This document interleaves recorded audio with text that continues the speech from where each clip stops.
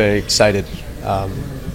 I believe that I can help the team, so I'm looking forward to that. I'm very excited. এই তো এক মাস আগে প্রবাসী ফুটবলারদের নিয়ে ক্যাম্প আয়োজন করে বাংলাদেশ ফুটবল ফেডারেশন। সেখানে ট্রায়াল দিতে আসেন যুক্তরাষ্ট্র প্রবাসী জায়ান আহমেদও। বাবা শরীফ আহমেদও ছিলেন ফুটবলার, তবে তিনি জাতীয় দলে খেলেননি। সেই আক্ষেপ আছে শরীফ আহমেদের। সেই বাবার স্বপ্ন এখন ধীরে ধীরে বাস্তবায়নের পথে ছেলে জায়ানকে দিয়ে।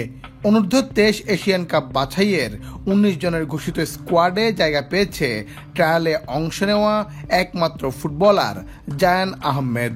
জায়ানের মতো অন্য যেসব ফুটবলাররা ট্রায়ালে বাজিমাত করেছেন তাদের ভাগ্যে কি আছে চলুন জেনে নিই।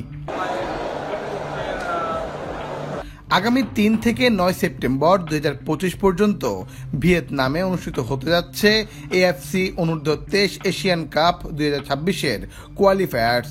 এই টুর্নামেন্টে অংশগ্রহণের লক্ষ্যে বাংলাদেশ অনূর্ধ্ব 23 জাতীয় দলের প্রস্তুতি ক্যাম্প শুরু হয়েছে 1 আগস্ট থেকে। 19 জনের আংশিক দলে আপাতত শুধুমাত্র একজন প্রবাসী ফুটবলার রয়েছেন। কিছুদিন আগে প্রবাসী ফুটবলারদের নিয়ে বাফুফে যে ট্রায়াল আয়োজন করেছিল সেখানে জায়ান আহমেদকে নিয়ে বেশ আলোড়ন তৈরি হয়েছিল। ওই ট্রায়াল থেকে কতজন টিকলেন বাফুফে তাৎক্ষণিক সেই তালিকা প্রকাশ করেনি, তবে জানানো হয়েছিল অনূর্ধ্ব 23 দলের ক্যাম্পে কয়েকজনকে ডাকা হবে। এখন জায়ান ছাড়া আর কে ডাক পান সেটা জানতে অপেক্ষায় থাকতে হচ্ছে আরও কিছুদিন।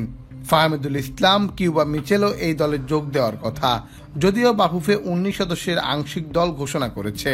বসুন্ধরা কিংস ও আবাহনী লিমিটেডের কয়েকজন ফুটবলারকে ডাকা হবে 12 আগস্টের পর।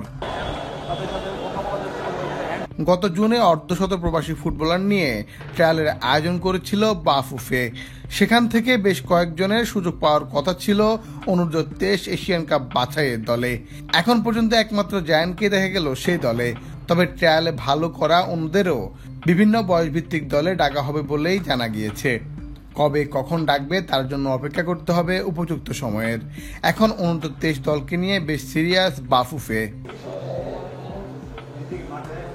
এছাড়াও জায়ানের সঙ্গী হচ্ছেন আরও 3 প্রবাসী ফুটবলার ফাহমিদুল ইসলাম, কিউবা মিচেল, তানিল সানিক।